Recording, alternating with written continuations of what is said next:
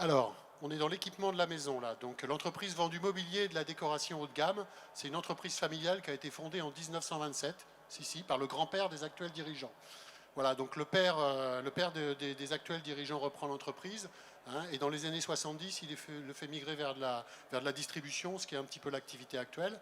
Hein, et aujourd'hui, la vente se fait dans le cadre du départ à la retraite du gérant majoritaire. Et donc la totalité des parts sont cédées. Il y a un gérant minoritaire et une gérante minoritaire, mais la totalité des parts sont cédées. Donc savoir-faire, hein, sur une gamme de meubles, salon, salle à manger, chambre, literie, bureau, déco. Voilà, et l'entreprise possède des contrats de concession avec des grandes marques françaises et européennes, et elle a un fort partenariat avec ces structures. D'ailleurs, elle est adhérente à la Chambre syndicale de l'ameublement.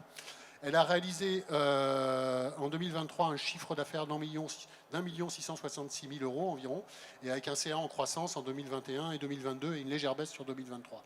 Elle est très saine, elle a un bon niveau de rentabilité, une bonne trésorerie et un actif important.